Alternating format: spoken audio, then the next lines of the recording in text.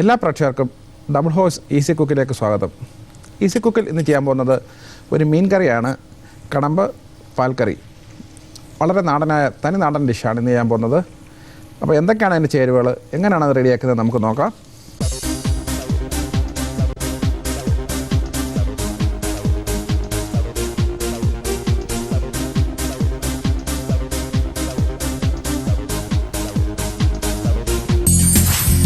അപ്പോൾ ഇന്നത്തെ ഡിഷ് കണമ്പാണ്. കണമ്പെന്ന് പറയുന്നത് നമുക്ക് ഏറ്റവും എല്ലാവർക്കും ഇഷ്ടപ്പെടുന്ന ഒരു മീനാണ് കണമ്പ്. കണമ്പ് കിട്ടുകയാണെങ്കിൽ ഇതുപോലെ നല്ലൊരു പാൽക്കറി, അതായത് ഒരു തനി നാടൻ ഡിഷ്.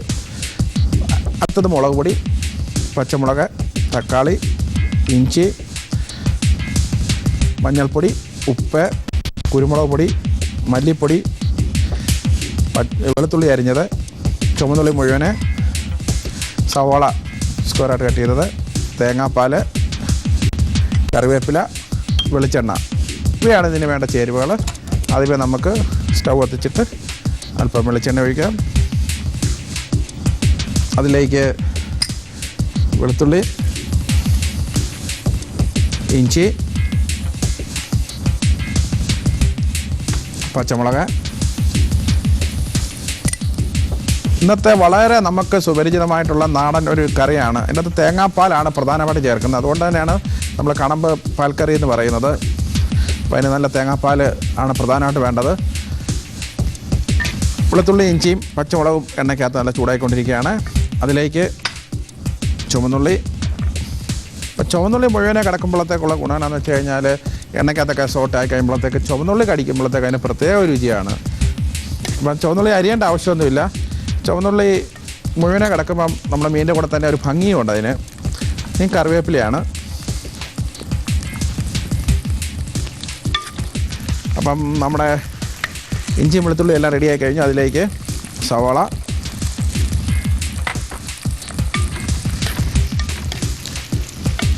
അടുത്ത് ചേർക്കേണ്ടത് മഞ്ഞൾപ്പൊടിയാണ്. അടുത്ത മുളക് പൊടി,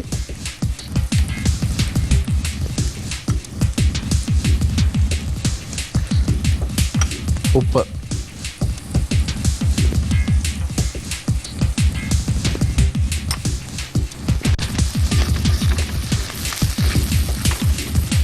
അപ്പോൾ നമ്മുടെ ചേരുവകളെല്ലാം ചേർത്ത് കഴിഞ്ഞു. അതിലേക്ക് ഇനി വെള്ളം, മീൻ വേകാൻ ആവശ്യമായ വെള്ളം,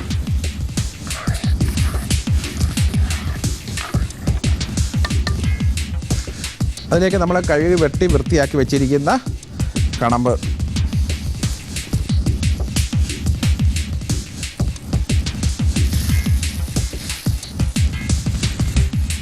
കാണാനും ഭംഗി നല്ല രുചിയുള്ളൊരു മീനാണ് നമുക്ക് കണമ്പ്. അപ്പോൾ അതുകൊണ്ട് തന്നെ നല്ല രുചികരമായ ഒരു കറിയാണ് തയ്യാറാക്കുന്ന ഈ പാൽക്കറി. മുളകൊക്കെ ചേർത്ത് ബാക്കിയുള്ള ചേരുവകൾ ചേർത്ത് തേങ്ങാപ്പാൽ ഏറ്റവും അവസാനം ചേർക്കുക. കാരണം തേങ്ങാപ്പാൽ ചേർത്ത് കഴിഞ്ഞാൽ പിന്നെ തിളയ്ക്കേണ്ട ആവശ്യമില്ല. ഇത് നമുക്കിതിനകത്ത് തക്കാളി കൂടി ചേർക്കുക. അപ്പോൾ തക്കാളിയുടെ പുളിയാണ് ഇതിനകത്ത് ഇറങ്ങുന്നത്. നമ്മൾ പുളി വേറെ ചേർക്കുന്നില്ല. കുടംപുളിയോ വാളംപുളിയോ വിനാഗിരിയോ ചേർക്കുന്നില്ല. തക്കാളിയുടെ പുളിയാണ് നമ്മുടെ ഇതിനകത്ത് എരിവായിട്ട് പുളിയുടെ സത്തായിട്ട് ഇറങ്ങുന്നത്. അപ്പോൾ ചേരുവകളൊക്കെ ചേർത്ത് കഴിഞ്ഞു. അടച്ചു വെച്ച് ഏകദേശം ഒരു 5-6 മിനിറ്റ് കൊണ്ട് നമുക്ക് കുക്കാകും കണമ്പ്.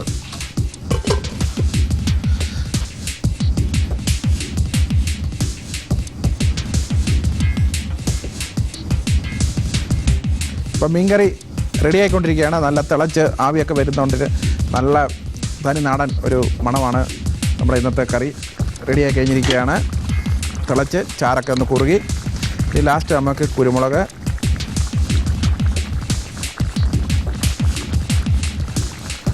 ഇത് നമുക്ക് ചേർക്കേണ്ട തേങ്ങാപ്പാലാണ്.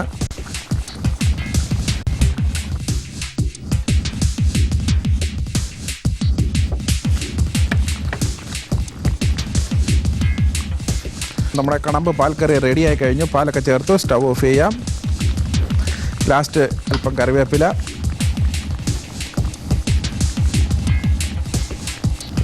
അപ്പോൾ ഇതുപോലത്തെ നമ്മുടെ തനി നാടൻ ഡിഷുകൾ അല്ലെങ്കിൽ വ്യത്യസ്തങ്ങളായ മറ്റു രാജ്യങ്ങളിലെ ഡിഷുകളും ഒക്കെ ആയിട്ട് നമുക്ക് ഈസി കുക്കിൽ കൂടി വീണ്ടും കാണാം.